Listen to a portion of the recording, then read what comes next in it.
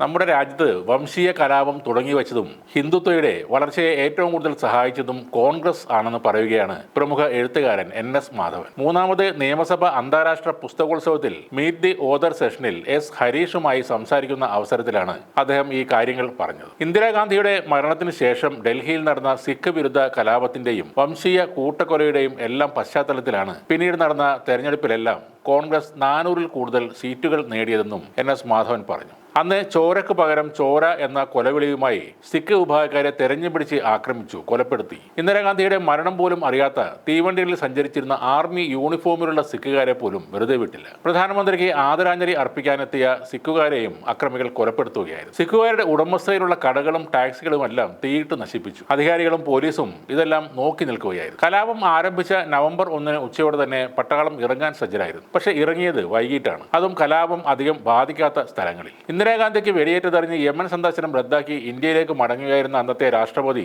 Giani sale സിംഗിന്റെ കാറിന് നേരെയും ആക്രമണം ഉണ്ടായി. രാഷ്ട്രപതിയെ ആക്രമിച്ചവർ സാധാരണക്കാർക്ക് നേരെ അക്രമം അഴിച്ചുവിടുമെന്ന് ചിന്തിക്കാനുള്ള സാമാന്യ ബുദ്ധി പോലും അന്നത്തെ പട്ടാളത്തിന്റെ നേതൃത്വത്തിന് ഉണ്ടായിരുന്നില്ല. പോലീസുകാർ തന്നെ ഗുണ്ടകളെയും കൊലപാതകളെയും വിവിധ സ്ഥലങ്ങളിൽ കൊണ്ട് ഇറക്കിവിട്ടു. വോട്ടർ പട്ടിക നോക്കി സിഖുകാരുടെ വീടാണെന്ന് ഉറപ്പിച്ച് അക്രമികൾക്ക് പറഞ്ഞു കൊടുത്തു. ഇതിനു പുറമെ കലാപത്തിന്റെ ദൃശ്യങ്ങൾ സർക്കാർ ഉടമസ്ഥയിലുള്ള ദൂരദർശൻ സംപ്രേഷണവും ചെയ്തു. വൻമരം വീഴുമ്പോൾ ഭൂമി കുലുങ്ങാറുണ്ട് എന്ന് പിന്നീട് പ്രധാനമന്ത്രിയായ രാജീവ് ഗാന്ധി പ്രസംഗിച്ചപ്പോൾ നിലയ്ക്കാത്ത കയ്യടികൾ മുഴങ്ങിയിരുന്നു. ഈ പ്രസ്താവന സിഖ് കൂട്ടക്കുരുതിയെ ന്യായീകരിക്കുന്ന പ്രസ്താവനയായി ലോകം കേട്ടു. അദ്ദേഹത്തിന്റെ അറിവോടെയാണ് ഈ കലാപം നടന്നത് എന്നതിനുള്ള തെളിവായി ഇത് പിന്നീട് ചൂണ്ടിക്കാണിക്കപ്പെടുകയും ചെയ്തിരുന്നു. കോൺഗ്രസിന്റെ ഈ തന്ത്രം തന്നെയാണ് പിന്നീട് ഇന്ത്യ ഭരിക്കാൻ എത്തിയ ഹിന്ദുത്വ ശക്തികൾ ഏറ്റെടുത്തതെന്നും മാധവൻ പറഞ്ഞു. ഇന്ത്യ മതേതര സ്വഭാവം കൈവരിച്ചു എന്നൊരു മിഥ്യാധാരണയിലായിരുന്നു നമ്മളെന്നും, എന്നാൽ ബോംബെ എന്നത് മുംബൈ ആയി മാറിയ കാലത്താണ് ആ വിശ്വാസം തെറ്റാണെന്ന് ആദ്യമായി ബോധ്യപ്പെട്ടതെന്നും അദ്ദേഹം പറയുന്നു. മറ്റൊരു കാര്യം അദ്ദേഹം പറയുന്നത് കേരളത്തെക്കാൾ രാഷ്ട്രീയ ബോധമുള്ള ജനത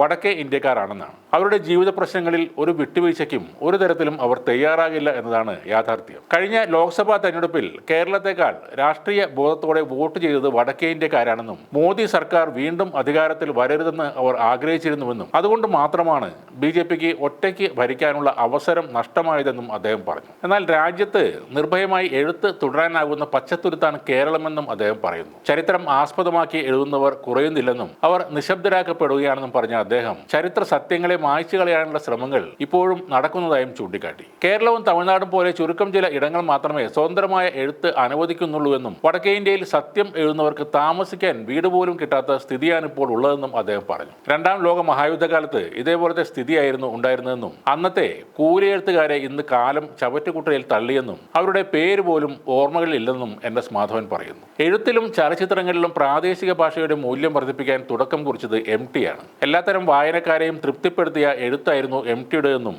അദ്ദേഹം അനുസ്മരിച്ചു.